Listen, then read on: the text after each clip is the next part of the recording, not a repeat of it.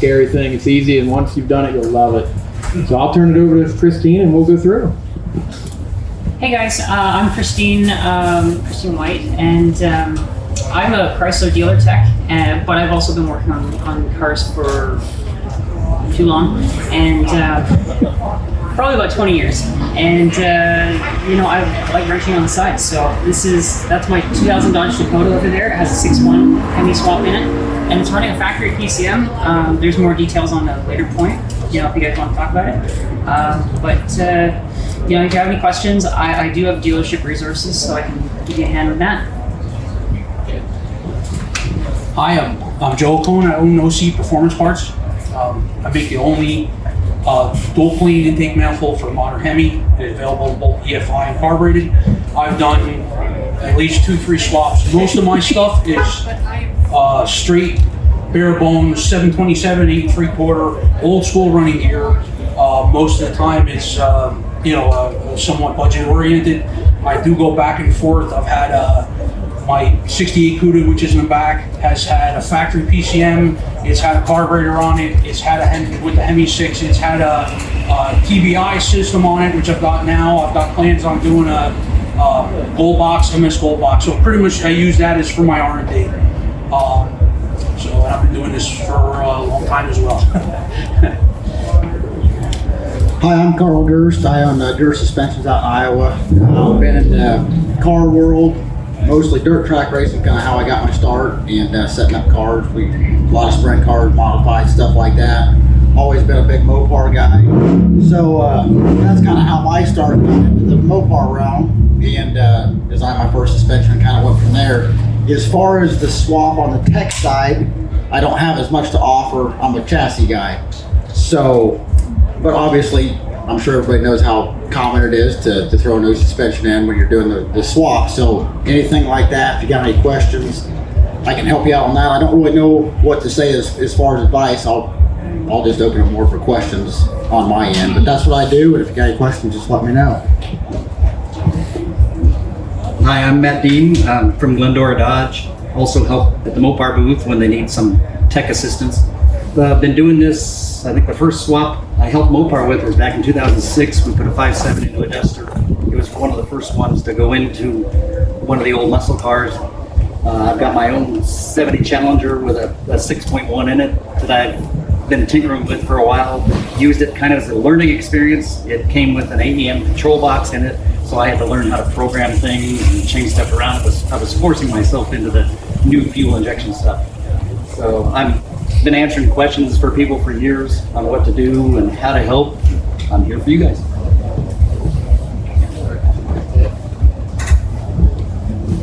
All right. As far as tips, the biggest one I'm going to say is just do it. I did mine to where I drilled a handful of holes for a few things. I didn't cut anything, didn't weld anything, made it all bolted. My car's worth nothing, and I know that, but if I ever did need or want to take it back to original, it would take me an extra 4 hours to fill a couple holes, and I'd be back to the same car I had. So it's totally reversible if you do it right. I mean, you don't need to cut and weld. I did one where I kept the 727, didn't change anything there. Found a way to make the stock gas pedal push the drive-by-wire pedal, and was able to mount that to the original bracket on the firewall. So I didn't modify my firewall, and that was what I wanted. That was my plan from day one, was to keep it totally reversible, but I can tell you it's never going back. And I'm going to do at least one, if not two more, in the very near future. So that's just kind of my advice, because like I said, I did mine the simplest way possible. My car's not pretty, it's not loaded with stuff, it's not tunable, it's the stock Mopar crate kit, and that's all I wanted. I just wanted that hit the key and go. I've got 380 some horse, dead nuts reliable, lighter than the original engine, better gas mileage, and with the hood shut, it's still the same old hot rod it was 2 years ago. So that's kind of my take on it. I'm not going back. I'm looking forward to doing more of them. So mine's a 6.1. There's nothing modified in the engine. I bought the truck actually off Facebook Marketplace as just kind of a questionable project, and it came with the motor. I didn't do anything crazy with it. It's a standard 6.1. It's from a Grand Cherokee, and it's running off an 05 Ram PCM. It actually talks with factory gauges, so I can give you electrical suggestions if you're doing anything on a more modern vehicle. I can help you out with some of the older vehicles as well. Joe knows a lot of setting those things up, but when you're running a factory engine controller, I can help you out on that.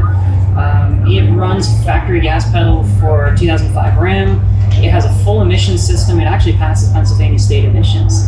So yeah, it's actually a pretty impressive setup. I think it's getting 20 miles per gallon at this point.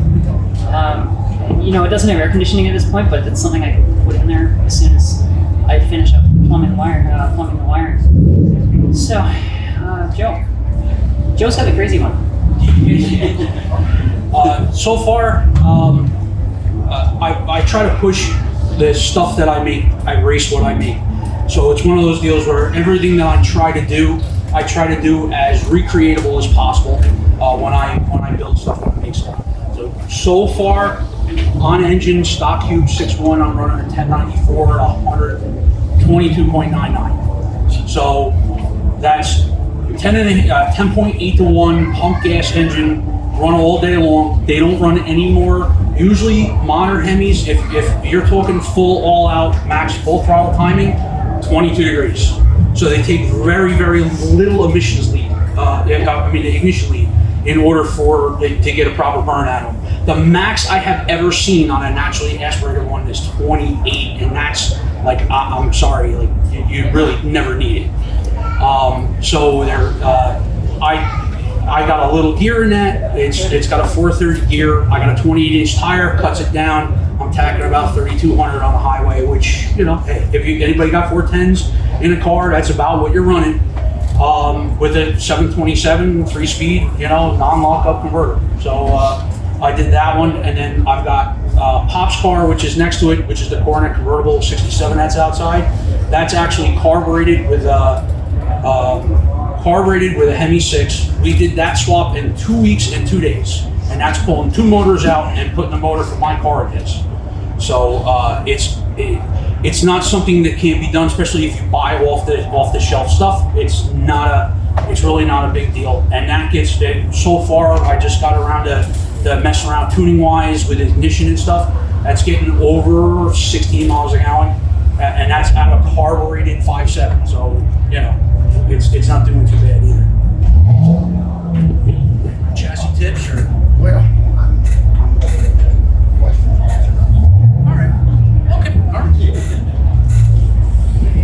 I'm kind of on the same line as Ed. Both of the projects I was involved, my car and the project I was involved with, was do it basically on the cheap.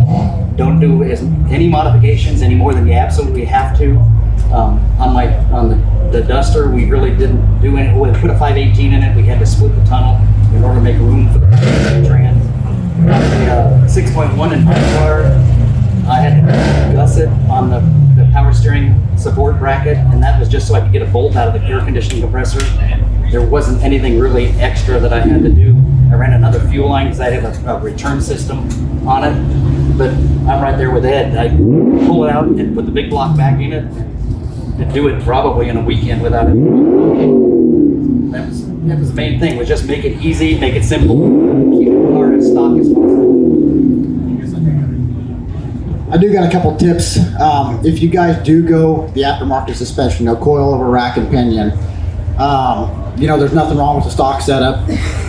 Do your research. That's the one thing. If you do go the aftermarket realm, do your research on what's out there, because there's a lot of stuff out there, just like anything else, that really shouldn't be out there on the market. And we'll just put it that way. So do your research. A lot of these suspension kits, you're talking $5,000-$6,000. It's a lot of money. So anything like that, I just tell guys, do your research, call guys, talk to guys. There's a lot of people out there that have done these conversions. So I guess if anybody's got any questions in that regard, as far as the swap, we've done quite a bit. So yeah. I had a question for dealing with suspension, like we were talking about. So would you say that like a stock setup, like we've got a 74 satellite, so with your torsion rods, everything like that, could you set that up where it would be like a good enough driver where you don't really see maybe the benefit of going to those coilovers, or is it just something more where it's like up to a certain point it doesn't really make sense to go those routes? Yeah, there's a huge misconception on torsion bars, because there's an argument, and it'll never stop, that it's torsion bars, you know, that they don't handle as well. A torsion bar is a spring. Right. A coil is a spring. You're just changing the spring. It's still a spring and a shock. Right. So that regard, you can set a torsion bar up to handle exactly like a coilover. I mean, it's a spring and a shock. It's literally it. Buy good shocks. If you're going to do a torsion bar, the biggest bang for the buck is the shock. That's what everybody overlooks. That they'll go to O'Reilly's or somewhere and buy a cheap shock, and I'm telling you, that is the biggest bang as far as ride. Is buying a really good, get a dual adjustable. There's a lot of companies that'll sell you a single adjustable. You need to be able to dampen both sides because every car is different. B body to E body. B body is the best riding car out there. E bodies, because they have no weight hanging over the back end, they buck more. I mean, that's just the nature of the car. They're a shorter wheelbase. So buy good shocks that you can attune to your car, you know, your weight. There's so many variables, so you want to buy a really good shock that does that. Recommendations on shocks. Biking. Biking, Ride Tech, they make a good shock, but they're a single adjustable. So they're kind of a little bit more, your car kind of has to be a little closer to what that shock's gonna like. I really like biking. I got them on my car. I ran a lot, and biking is QA1. I don't know how many people know that, but that's what it is. They're the best, in my opinion, and they're American made. So, anything else from anybody? Yeah. Anybody run a nag one trains and then swaps? I'm going to throw this stuff. It's not like everybody's running like 727s things. I guess the Dakota. The Dakota's running an RFE. Okay, so you have 545. I have a 545 in it, but I have another swap that I'm doing a nag in. So what's the question? Oh, I'm just curious if you've gone to swap and kind of stuff, you know, with your, pick up your output speed sensor. Obviously, I know a lot of guys make something for the downshift and trans. There's a company, what is it, Sound German Automotive, and they do a tone ring setup so that you can do it right off the tailstock. Or, I mean, you could technically do tone rings on the axle, but their kit sets it up and they have a module that pretends to be the ABS module and transmits that over bus. Right. I just didn't know if there was anything else other than Lord King, because they're not the only ones that I know. You do hot wire. I've actually got a 72 Dart I'm trying to set up for like a drag week car. With any luck, maybe drag week next year. I'm crossing my fingers. But that one's going to be a 440 cube Gen 3 with NAC 1 trans. And I actually bought the whole kit from Hot Wire Auto. And they basically, you buy all the stuff, the shifter, they give you trans controller and the forward front control module. Thank you. So basically, they give you all either stock or modified stock stuff in order to be able to put the NAG one in the car. And that's actually one thing that they actually have. They have a tone ring that goes on the back. They sell you with 2 speed sensors that goes right on the back of the trans. So what's something like that cost? I know it's not cheap. It's like $2,800, $2,900. But that was with the. They sell the wiring harness kit with PCM, with the trans module, with the trans controller, with the forward control module, with the shifter. You pretty much get everything that you need to complete that swap with the wiring harness. Right. So I'm looking for a trans. So I have a new 3 Ram that's kind of sort of thing that people want to see on. I work everybody's transmissions just over the 545 world, so there's just standard 545. No, that one really sucks the power out of a 6-month. But I know all guys that do swaps with 5 cars, they do use the 545, which works really well. it's a bigger transmission. The nag is a lot more compact and will fit pretty much anywhere that a 727 will. Right. I know there are a bunch of guys that are putting nags into the trucks simply because they're more. We're making 1,500 horsepower in some of the modern cars, and running a modified nag transmission. Nag is it's a German transmission that came from the Mercedes side, and it's 5-speed automatic in 2005 through 2014. 2014 Charger, Challenger 300, and Magnum, and it's a great transmission, holds a lot of power, it can be modified really easily, but it does have a different, overdrive is a different ratio. It's 0.8 versus 0.67. So you got to factor that in if you're going to be driving your truck.